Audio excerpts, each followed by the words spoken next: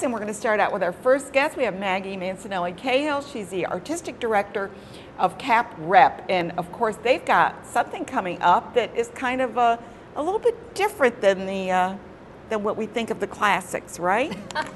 Well, Maggie.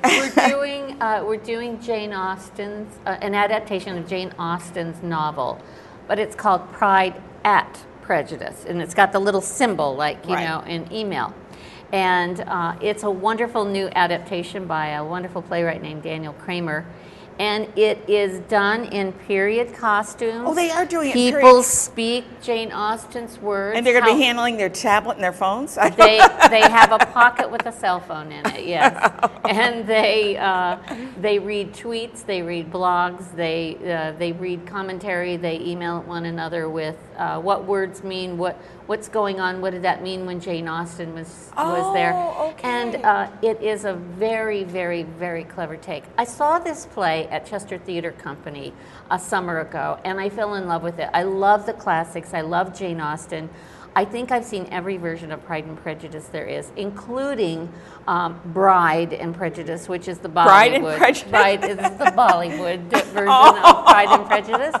And I've also read, Pride and Prejudice with zombies, and which was very, very popular with all the young kids. It kind of made readers out of young kids for Jane Austen. It's amazing. Isn't it amazing that when they do a parody, it gets kids reading? Oh, I'll do anything to get a kid reading a classic like Jane Austen, and so I'm really looking forward to it. I don't know if you know this or not, but there are incredible groupies for Pride and Prejudice. There are people on the internet. Well, I know about Rocky Horror Picture Show, but I really wasn't It's sort of like that, only on a slightly more literary level, but there are bloggers who blog constantly about, have you seen this adaptation of Pride and Prejudice? This one's going on there, this one's going on here.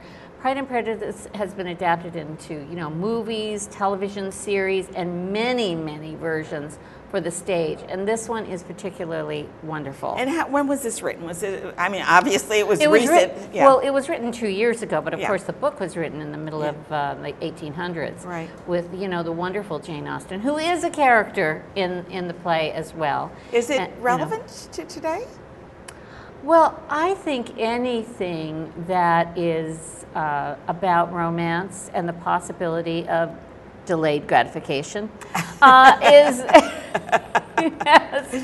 relevance. This is such a great love story, and I think that's what's kept Jane Austen's work really popular, is that you always want the right people to get together, and they go through a lot of angst to get there.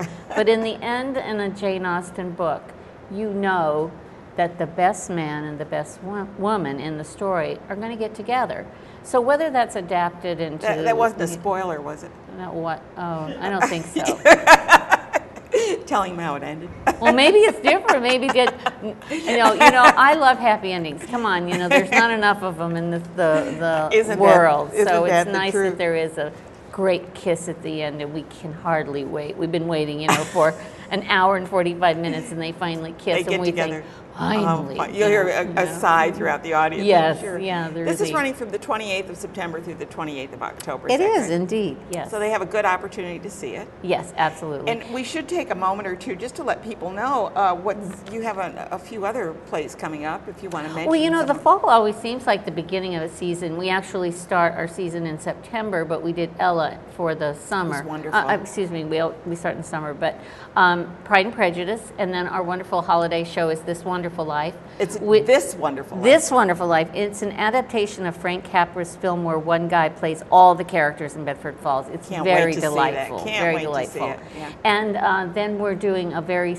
searing drama by David Mamet called Race. And then we're doing a world premiere musical, a very fizzy confection, and it's absolutely wonderful. We've been working on it for 2 years, and it's called Single Girl's Guide. And ironically, it's based on Jane Austen's Emma, but you know, you won't recognize it. No, It takes place in the 1960s, loosely.